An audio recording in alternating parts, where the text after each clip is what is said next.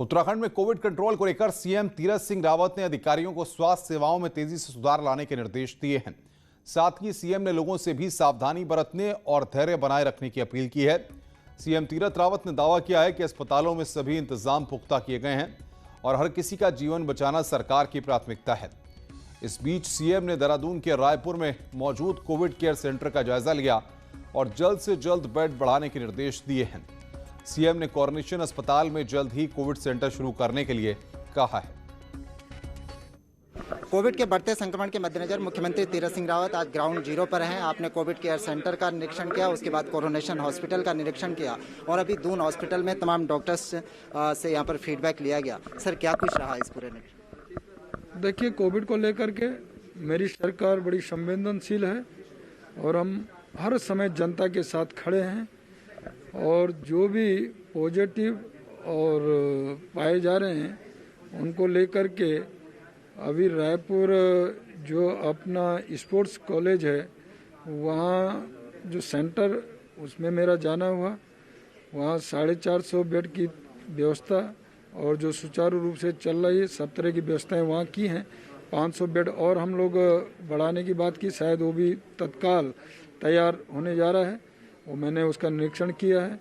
साथ ही यहाँ भी दून मेडिकल कॉलेज हॉस्पिटल में मेरा आना हुआ, यहाँ भी मैंने सीएमओ सारे जो यहाँ के नोडल अधिकारी हैं उनसे बातचीत की है और लगा कि सब तरह से यहाँ सुविधाएं उपलब्ध हैं, किसी प्रकार की कमी नहीं है, किसी प्रकार की कोई भी दिक्कत कठिनाई नहीं है। भारत सरकार के द्वारा सब चीज़ें हमें उपलब्ध हो रही हैं, उसको हम नीचे तक पहुंचाने का काम कर रहे हैं। ऑक्सीजन से लेकर वेंटिलेटर ये सब जगह डिस्ट्रिक्ट हॉस्पिटलों में और इवन मैंने कहा कि पीएससी और सीएससी में भी उपलब्ध हों, ये व्यवस्था दी है। सर, एक चिंताजनक बात यह है कि हमारा जो बैकलॉग है सैंपल का वो लगातार बढ़ता जा रहा है। कल 30,000 का बैकलॉग था, इससे किस तरह से निपटने? देखिए, हमारे यहाँ टेस्टिंग भी बहुत तेज़ी से की है और मैंने कहा टेस्टिंग में किसी प्रकार कमी नहीं होनी चाहिए और साथ ही आपका हमारा बॉर्डर कई स्टेटों से ये स्टेट जुड़ा हुआ है, उधर हरियाणा, हिमाचल है, उत्तर प्रदेश का ये पश्चिमी भाग है, तो वहाँ से भी अधिकतर पेशेंट आना और वो भी यहाँ पर है, इसलिए देहरादून में थोड़ा ज़्यादा दिक्कत इस कारण है। लेकिन मानवीय आधार पे हम जो भी जिस भी स्टेट से आ रहा है उसको पूरी तरह यहाँ सुविधाएं दे रहे हैं और उसका इलाज कर रहे हैं। मुख्यमंत्री तीरथ सिंह रावत का साफ तौर पर कहना है कि कोविड का संक्रमण भले ही गहरा रहा हो लेकिन पब्लिक को डरने और घबराने की जरूरत नहीं है। सरकार जो जरूरी इंतजामात हैं उनको कर रही है। कैमरा पर्सन दीपक उपाध्याय के साथ सुनील नौप्रभात, न्यूज़ 18 देहरादून। कोरोना के लगातार बढ़ते मामलों के बाद दून अस्पताल पर दबाव बढ़ गया है। मौजूदा वक्त में 400 बेड वाले इस अस्पताल में 410 मरीज भर्ती हैं। अस्पताल प्रबंधन के मुताबिक 100 से ज्यादा मरीज आईसीयू में हैं और 13 मरीज वेंटिलेटर पर हैं। डॉक्टर्स ने यह भी बताया है कि ज्यादातर गंभीर मरीज सीधे दून अस्पताल ही आ रहे हैं, इसीलिए परेशानी ज्यादा बढ़ रही है।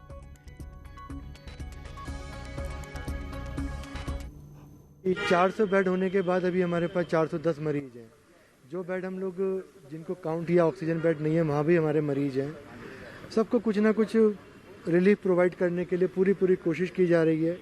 उसके बावजूद भी मरीज को आने का तांता लगा हुआ है, तो जो भी हम बेस्ट पॉसिबल है वो करते रहेंगे। हमारे पास अभी दवाइयों की या वेंटिलेटर की कमी नहीं है, लेकिन हाँ बेड की कमी शुरू हो गई है। देहरादून पुलिस ने कोविड कंट्रोल की नई गाइडलाइंस का सख्ती से पालन कराने की बात कही है। पुलिस के मुताबिक सरकार के आदेश पर अमल किया जाएगा और जो लोग नियमों का उल्लंघन करेंगे उनके खिलाफ कड़ी कार्रवाई की जाएगी। पुलिस ने लोगों से नाइट कर्फ्यू के दौरान बिना वजह घरों से बाहर न निकलने की अपील की है। तो इसको इम्प्लीमेंट करने के लिए पुलिस के जो अधिकारी हैं उनको निर्देश दिए गए हैं, उनको बताया गया है कि कैसे इसको इम्प्लीमेंट करना है, क्या क्या करना है, क्या क्या नहीं करना है और इसको पूरी सख्ती से लागू किया जाएगा क्योंकि कोविड-2 के प्रसार को रोकने के लिए यह अत्यधिक आवश्यक है।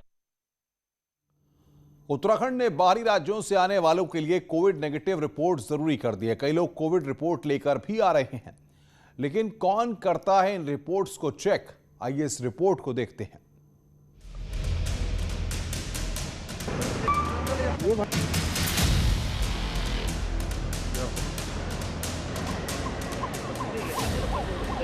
दरअसल ये मेरी कोरोना की रिपोर्ट है और ये रिपोर्ट नेगेटिव है। इस रिपोर्ट को मैंने कंप्यूटर में ही बनाया है। जी हाँ, कंप्यूटर में यहीं बैठे बैठे बनाया है। दरअसल उत्तराखंड में जिस तरीके से मामले लगातार बढ़ रहे हैं और राज्य सरकार ने 12 राज्यों से आने वाले लोगों के लिए ये कंडीशन लगाई है कि वो पहले अपनी कोविड की रिपोर्ट दिखाएंगे नेगेटिव, उसके बाद ही उन्हें प्रवेश दिया जाएगा। न्यूज़ 18 को ये जानकारी मिली है कि कई लोग रिपोर्ट्स को फर्जी तरीके से बना के ला रहे हैं और इस मामले की आगे की पड़ताल अब हम करते हैं। ये है उत्तर प्रदेश से उत्तराखंड की ओर आने वाला हाईवे। इसी हाईवे पर आगे आती है आशा रोड़ी चेक पोस्ट। चेक पोस्ट के पास ही हेल्थ वर्कर्स की एक टीम बैठती है। यहाँ पर तैनात एक डॉक्टर ने माना कि ऐसे वाकये आते हैं जब कुछ लोग फर्जी रिपोर्ट लेकर एंट्री करते हैं। जब ये टेस्ट कराया जाता है तो एक स्पेशल SRF ID उसके मोबाइल पे आती है, तो हमें लगता है तो हम उसके मोबाइल को चेक कर लेते हैं कि आप अपना SRF ID दिखा दीजिए। अगर उसके पास नहीं होता है तो हमारे पास रजिस्टर्ड मोबाइल होते हैं जिसपे कि हमारे पास ऐप है, उसके ज़रिए हम उसको जांच करके पता कर लेते हैं कि ये जांच सही है या गलत है। चेक पोस्ट पर तैनात सुरक्षाकर्मी सरसरी तौर पर कोविड रिपोर्ट देखते हैं, लेकिन इनके पास कोई प्रमाणिक तरीका नहीं है कि ये जांचे कि ये रिपोर्ट असली है या नकली। देखिए, मैं अभी देहरादून में खड़ा हूँ। ये कहते हैं इसको आशा रोड़ी की चौकी है। यहाँ से उत्तराखंड की तरफ को एंट्री होती है। यहाँ पुलिस वाले कुछ बसों को जाने दे रहे हैं, कुछ एक से पूछताछ कर रहे हैं। मेजॉरिटी गाड़ियाँ ऐसी हैं जिनसे कोई पूछताछ नहीं हो रही। कोई अपनी रिपोर्ट्स दिखा रहे हैं, वो रिपोर्ट्स क्या हैं क्या नहीं है इसका भी कोई क्रॉस चेक नहीं है। आइए एक बार इनसे पूछते हैं, मौके पे जानते हैं। देखिए, इस तरीके से गाड़ियों से कोविड रिपोर्ट मोबाइल पे देखी जा रही है। आपकी कोविड रिपोर्ट है, आप कहाँ से आ रहे हैं? दिल्ली से। दिल्ली से। मोबाइल पे उन्होंने दिखाई। हाँ हाँ। तो आपके पैसे कैसे पता लगा ये फर्जी है या असली रिपोर्ट है? नहीं, हम तो उसमें डेट देख रहे हैं, उनका नाम दिख रहे हैं बस कि हाँ उनके पास रिपोर्ट है नेगेटिव। आपके नोटिस में ये बात है कि कई रिपोर्ट्स फर्जी आ रही हैं, कई रिपोर्ट्स कंप्यूटर में तैयार हो रही हैं, वो भी दिखाई जा रही है, रोल पे है। आपके नोटिस में ये बात नहीं, ये तो नहीं है। तो आप लोग कैसे चेक कर रहे हैं, ऐसे जाने दे रहे हैं? हाँ हाँ। और बड़ी गाड़ियों को आप एंट्री दे रहे हैं। मैंने देखा कई ट्रक्स को आपने एंट्री दी। अभी एक आपका राजस्थान का ट्रक है, सीधे चला गया। ट्रक के लिए हमारे पास फिलहाल कोई आदेश नहीं है, ट्रक के लिए नहीं है। हाँ, कराए थे बॉर्डर पे, हो गया एक आध हफ्ता हो गया सर। नहीं सर, रिपोर्ट नहीं दिए तो क्योंकि परमानेंट चलते हैं ना, सर। तो एक हफ्ता पहले कोविड का टेस्ट कराया था, ऐसा दावा है। हालांकि पुलिस इनसे पूछेगी नहीं, पुलिस ने पहले ही स्पष्ट कर दिया है। तो इस तरीके का आप सीन देख रहे हैं बॉर्डर्स में अलग अलग जगहों पे हो रहा है। मेरे सहयोगी सत्येंद्र वर्थवाल और राकेश रावत के साथ अनुपम त्रिवेदी, न्यूज़ 18 देहरादून। उत्तराखंड में कोरोना का संक्रमण तेजी के साथ फैल रहा है, जिसके लिए अब पुलिस संक्रमित मरीजों के संपर्क में आए लोगों पर सख्त नजर रखने जा रही है। उत्तराखंड पुलिस ने 3 टीमें तैयार की हैं जो उन लोगों को ट्रेस कर रही हैं जो कोरोना पॉजिटिव लोगों के संपर्क में आए हैं। इनका डाटा तैयार कर स्वास्थ्य विभाग को दिया जाएगा। इससे स्वास्थ्य विभाग इन लोगों को 14 दिनों तक होम या इंस्टीट्यूशनल क्वारंटीन में रखा जाएगा। साथ ही किसी भी तबीयत अगर बिगड़ती है तो उनको जल्द मेडिकल फैसिलिटी के अलावा इनका भी कोरोना टेस्ट करवाया जाएगा। इसमें ना सर जिला प्रशासन ये सुनिश्चित करा ही नहीं पा रहा है कि जिसके यहाँ एक पॉजिटिव आया उसके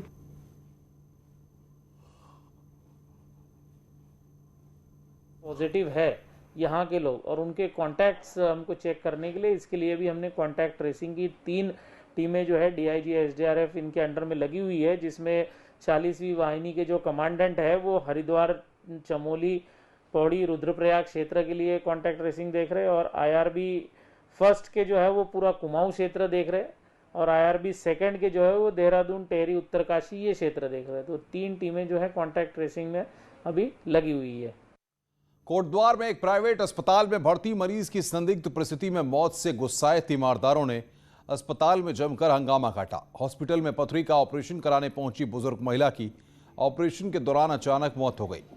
आक्रोशित परिजनों ने हॉस्पिटल प्रबंधन पर लापरवाही का आरोप लगाया है और पुलिस में शिकायत दर्ज कर मामले की जांच की मांग की है।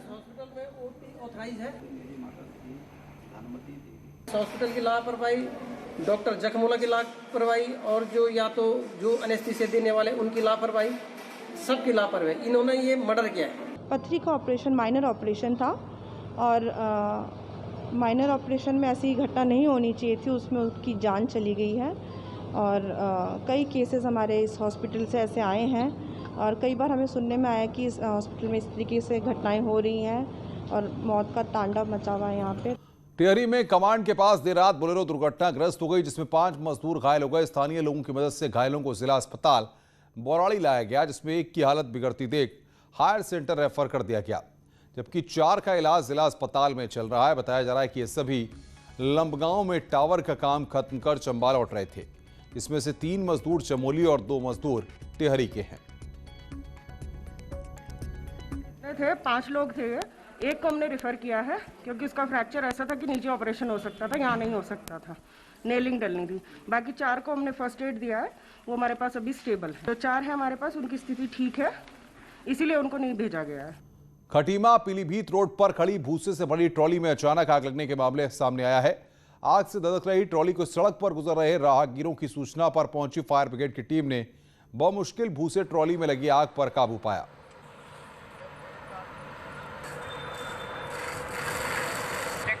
स्वागत है। ब्रेक के बाद उत्तरकाशी में बर्फबारी होने से मौसम सुहावना हो गया है, लेकिन सेब की खेती करने वाले किसानों के चेहरों पर मायूसी साफ देखी जा सकती है।